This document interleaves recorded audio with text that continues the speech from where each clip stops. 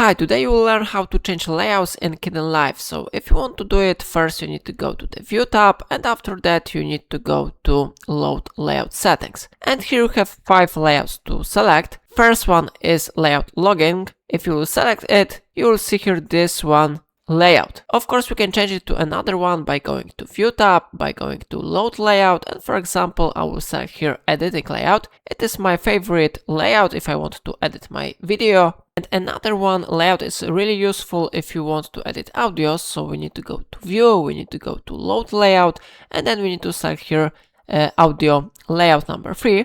Here you can find really useful effects to edit your audio. And the another one layout is the Layout Effects. It is very important if you want to add any effects to your video.